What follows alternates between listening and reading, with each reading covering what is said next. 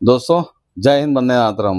आप लोगों को जानकर बड़ी खुशी होगी कि जो सलीम आसिफ पे जिसने अटैक किया था, उसमें से एक 72 हुए पास उत्तर प्रदेश पुलिस ने पहुँचा दिया है, लोनी पुलिस ने पहुँचा दिया है। और मरने से पहले उसने अपना नाम बता दिया, रेहान नाम था, क्या नाम था उसका? जीशान, जीशान या रेहान ऐसा कुछ नाम है। मैं भूल रहा हूँ थोड़ा सा। तो उसको फिर अस्पताल ले गए, अस्पताल जाके वहाँ से आए थे 72 हुर लेने के लिए, तो वो 72 हुरें इनको लेके अपने साथ चली गई हैं। अब वहाँ पे वो ऐश कर रहा है। लेकिन दूसरी बात यह है कि जो दूसरा साथी था इसका, पुलिस वाले कह रहे थे आओ तुम 72 हुरों से मिलवा देता हूँ, तो पुलिस वालों के डर से भाग गया, वो भाग गया। अरे कैसा दुगलापन है यार। एक तो तुमको 72 हुरें मिलेंगी करके तुम्हारा मौलवी तुम्हें सिखाता है, बताता है। अब तुम्हें जब मौका मिला 72 हुरों के पास जाने का, तो तुमको धरती पर रहना है।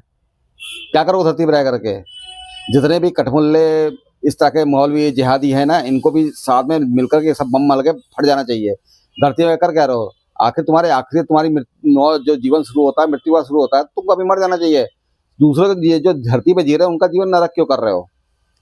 साला पूरा संसार के अंदर में जितने भी देश हैं, 52-53 देश तुम्हारे हो चुके हैं, उसके बाद भी तुम्हें सुकून नहीं है। तुम्हें फटना है, 72 ऊपर जाना है, लेकिन सब एक साथ मर के एक साथ नहीं फट रहे हो।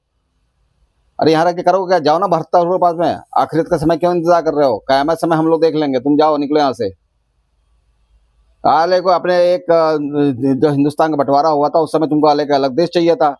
90%, 99% तुम लोगों ने हिंदुस्तान के अगेंस्ट में वोट किया था, पाकिस्तान के पक्ष में वोट किया था, लेकिन गए नहीं, गए यहाँ मरने के लिए बैठ गए।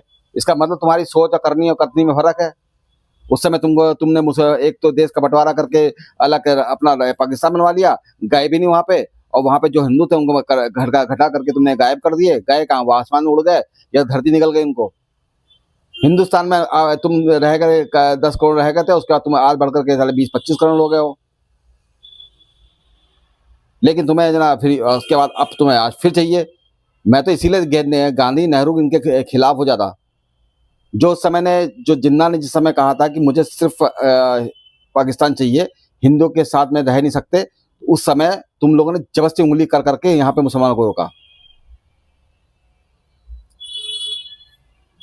चले आते वहाँ पे पाकिस्तान के अंदर में, चले आते बांग्लादेश में, जब 99% तुम लोगों ने उसके पाकिस्तान के पक्ष में वोट किया था।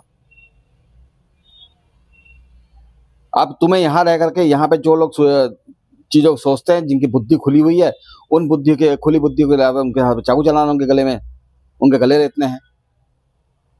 तुम लोग कभी जिंदगी में अब्दुल कलाम आजाद नहीं बन सकते हो।